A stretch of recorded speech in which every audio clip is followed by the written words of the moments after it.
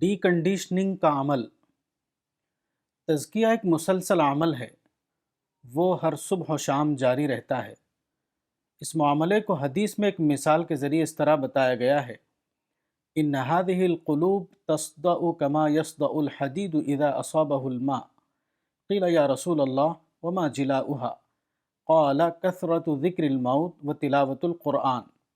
البیہقی بحوالہ مشکاۃ المصابیح، رقم الحدیث 2168۔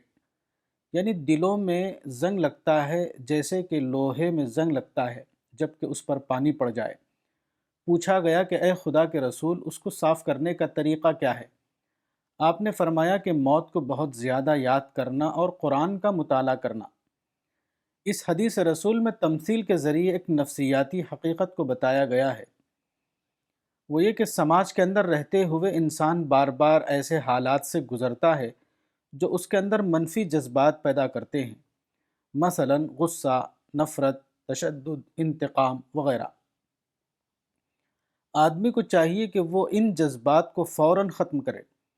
اگر ایسا نہ کیا جائے تو یہ منفی جذبات انسانی ذہن کا مستقل حصہ بن جائیں گے، یہاں تک کہ ان کو دور کرنا عملاً ناممکن ہو جائے گا۔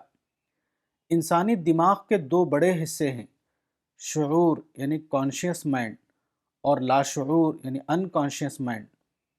فطری نظام کے تحت کوئی منفی احساس پہلے ذہن کے شعوری حصے میں داخل ہوتا ہے۔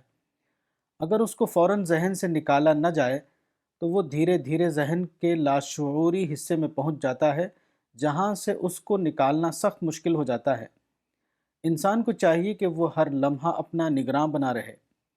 وہ ہر لمحہ اپنے منفی احساس کو پروسیس کر کے مثبت احساس میں تبدیل کرتا رہے، یعنی وہ اپنے کنڈیشنڈ مائنڈ کی ڈی کنڈیشننگ کرے۔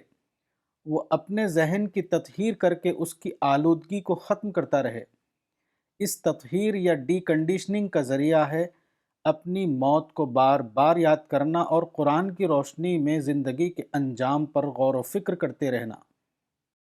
کتاب تزکیہ نفس، مولانا وحید الدین خان، صفحہ نمبر 9۔